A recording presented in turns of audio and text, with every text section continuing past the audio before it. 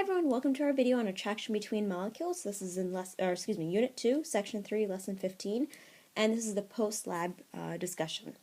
You'll need your pen, your lab notebook, and Table R for the functional groups. If you need a reminder of those prefixes for organic compounds, use Table P, and if you need a reminder of the single, double, and triple bonds between the carbons, you'll also need Table Q. So let's go ahead and through the results of what happened in this lab. So we had water, acetic acid, which is also known as vinegar or ethanoic acid. The third compound was isopropanol or isopropyl alcohol, and the fourth was hexane. The first part of the lab, we actually charged up a wand with rabbit fur, another animal fur, or cloth, and we checked to see pretty much what that stream of liquid did with respect to that charged wand. So the water went ahead and bent, or the stream of water kind of bended or angled out. And when we dropped a drop of water on wax paper, we had a rounded drop on it. It did not spread out. So we had a rounded drop on that. On the acetic acid or vinegar ethanoic acid, again, all three of them are the same compound, it's just three different names. The charged wand also bent the stream for that, and it also had a rounded drop on wax paper. For isopropanol or isopropyl alcohol, that stream also bent. Depending on your lab group or what alcohol we had, it didn't bend as much as the water or acetic acid, but it did bend a little bit, and it also did have a rounded drop. If you did not have any of these results, keep your results as is, but just make a note off to the side saying what the expected behavior was. And for hexane, this stream did not bend, so there was actually no effect with the charged wand. And on the wax paper, this drop actually just spread out. It did not have a rounded drop. Alright, so let's go through why this happened, or why we had these results. What you will need are tables P, Q, and R. Just to remind you with R, this actually tells us what the functional groups are, so any sort of accessories off the main hydrocarbon chain. And table P tells us what the prefixes are for the carbon. So when I ask you what the organic prefix is for 2, it's not bi or di, it's actually eth for the according to table P. So let's go ahead and take a look at water. Let's draw a water structure. You know that it has an oxygen in the middle, 2 hydrogens coming off, and we also know that there's 2 lone pairs on that oxygen, so go ahead and draw those lone pairs. We're spreading everything out here because we know from the Vesper theory that the electrons are actually going to repel one another, so we want to make sure that we show that the hydrogens and the lone pairs are going to be spread out as far as possible. So go ahead and title this as your discussion. The first subheading is water, and go ahead and draw your water molecule. We also know that there's going to be a difference in charge here. So in fact, more of the electrons are hanging out near the oxygen. We know that because of 2 things. One, there's lone pairs on the oxygen, and the second thing is that oxygen is actually more electronegative according to table S, and so more of the electrons hang out near the oxygen. So I'm going to draw an arrow from the hydrogen to the oxygen, showing where the electrons are. I'm also going to put a little dash or a little plus sign on the hydrogen, and I'm going to show this arrow off to the side or horizontally, just to kind of show you why we have that little dash right there. So if you see right over here, if I put this into a circle, that kind of looks like a plus sign if I drew this a little bit better. That kind of shows that since the oxygen is a little bit more negative, in this case the hydrogen is a little bit more positive. Right? And we can also show our partial charges as well. Oxygen is partially negative and hydrogen is partially positive. We can do the same thing on the other side with the other with the other hydrogen. We show that the arrowhead points towards where the more oxygens are. There's a little plus sign on that base of the arrow to show that hydrogen is a little bit more positive. And I'll show the partial positive of the hydrogen and the partial negative of the oxygen. So make sure that you have this copied down. This is just a little cleaned up version of it, which is pretty much the same thing as what I had drawn, just a little bit nicer. So let's discuss why the water itself behaved the way it did. So since we have these partial charges, the oxygen, and because there are lone pairs on the oxygen has lone pairs of electrons, and it's more electronegative than the hydrogen, There's an uneven distribution of charge. This is the biggest concept here. The uneven distribution of charge, meaning that there's more negative around the hydrogen and more more negative around the oxygen and more positive charges around the hydrogens. Therefore, the molecule is polar. And make sure you highlight the word polar and make that a little bit more obvious for yourself, because this is a huge concept that we need to know. So polar molecules mean that there's an uneven distribution of charge, meaning that one side of the molecule is a little bit more negative and the other side of the molecule is a little bit more positive. So let's talk about why the water stream acted the way it did. The wand had a charge, so the water molecules oriented themselves to attract the charges on that wand. So if the wand was negatively charged, we have a negatively charged wand here. I'm going to show little negative signs there. The hydrogen molecules, and I'm actually, that's oxygen, that's hydrogen, my really bad hydrogen, sorry. The hydrogens are partially positive. They're going to be attracted to that negative wand. And why did these water molecules form a droplet? The individual water molecules are attracted to each other to other water molecules, therefore they kind of cling together. Notice I put cling together in quotes, or at least cling in quotes. It's not really a scientific term, but at least kind of tells you how the water molecule behaves. Those hydrogens from one of the waters will be attracted to oxygens of another water molecule. And so here we'll show what actually happened with the charged wand. We have the wand on the upper right-hand side. Let's see, let me get a pen for you guys. Over here is our wand. That's a negatively charged wand as well. And those hydrogens are those positive things that are being positive parts of the water molecule being attracted to that wand. And so if we look over at the behavior, this is what happens with the water droplets, or why water formed droplets. We'll show that if we had a partially negative of the oxygen and partially positive of the hydrogen, if we put another water molecule next to this, we'll show that we have oxygen and the lone pairs right there and there having an attraction to that hydrogen. I can put another drop of water on, or another molecule of water on here, and I'll show that there are forces of attraction between the oxygen of one molecule and the hydrogen of another. And I can keep adding on more and more water molecules. Let's go back. Spread this out a little bit more. There's forces of attraction between this hydrogen and this oxygen. And if you remember back from bio, those forces of attraction are actually called hydrogen bonds. Now, these aren't actually bonds, it's a misnomer, and we'll talk about that a little bit more later on, but they are attractions between the oxygen of one water and a hydrogen of another water.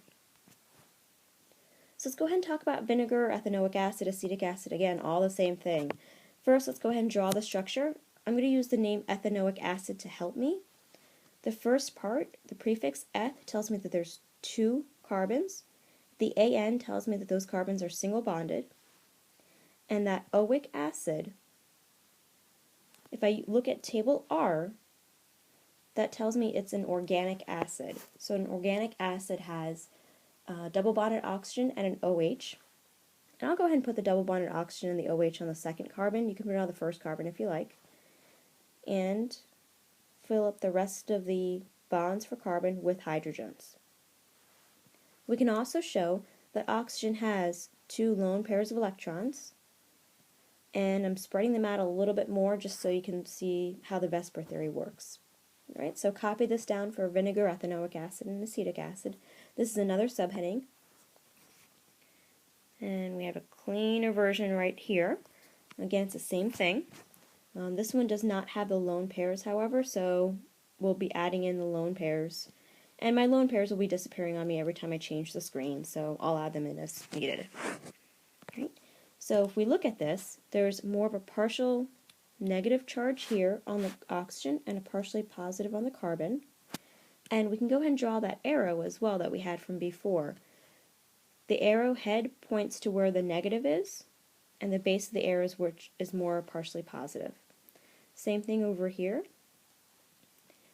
The arrow head, or the pointy part, points to the negative, and the plus sign is where the more partially positive part of the molecule is. If you notice on the left-hand side of this molecule, this is more even distribution of electronegativity. So carbon and hydrogen tend to be somewhat more nonpolar.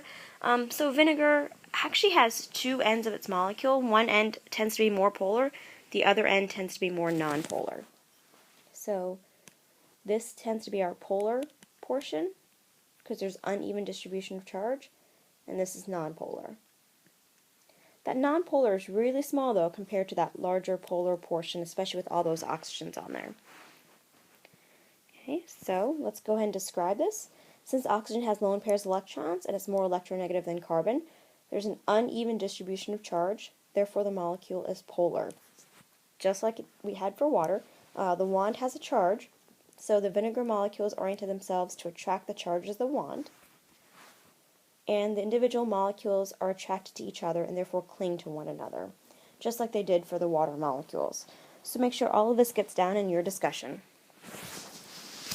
Let's talk about isopropanol, and let's draw this structure. Now we may or may not have seen that iso prefix before the number of carbon prefix for prop. That iso just means that there's a branch off of a center carbon or central carbon. So go ahead and write this down, and next to table P probably, that will probably be best for you. Iso means that there's a branch off a center carbon.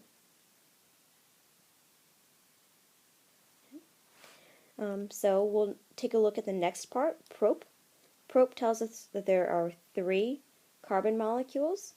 The AN tells us that they're all single bonded to one another. So I have 1, 2, 3. And we have, again, 3 carbons because of prop, according to table P. And they are single bonded because they are all alkanes. It has an AN in there. The OL, according to table R, is an alcohol. And an alcohol has an OH functional group. This is isopropanol.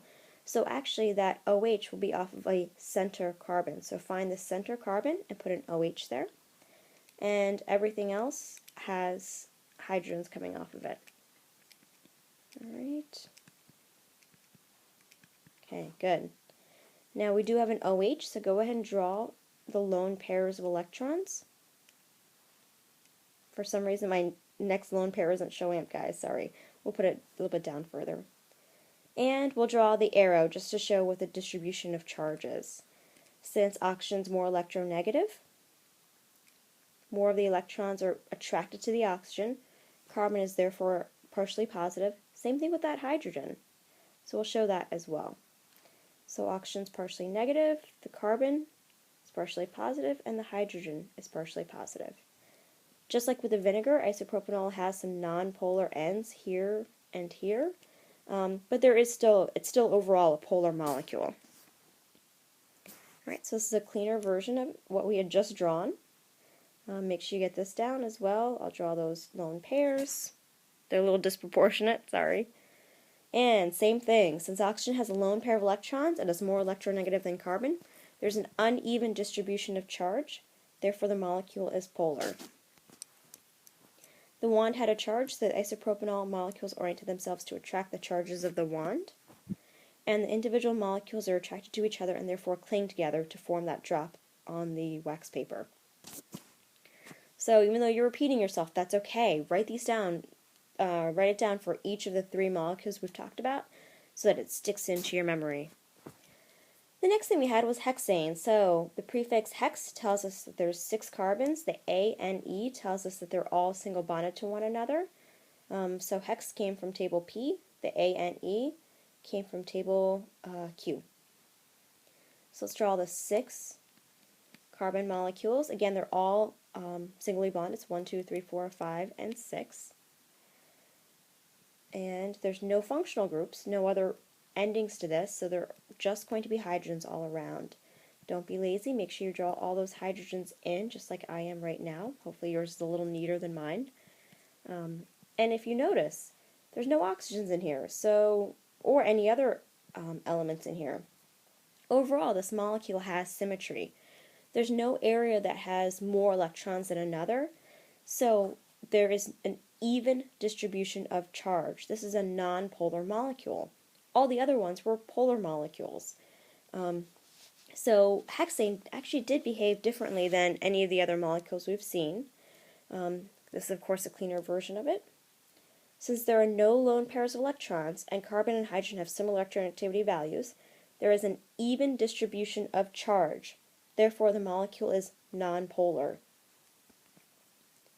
The wand had a charge, but the hexane does not, so there's no attraction between the wand and the hexane. That's why that hexane kept going down even though the wand was there and there was no change in the stream. And when we drop the hexane onto the wax paper, oops, that should be the individual hexane molecules, I apologize. The individual hexane molecules are not attracted to one another, are not attracted to each other, and therefore do not cling together. They tend to spread out a little bit more. So again, some of the key things here: an even distribution of charge, and the molecule is nonpolar. Right, so there's no forces of attraction between a charged particle and the hexane. So make sure this gets down into your lab notebook. Pause me if you need to.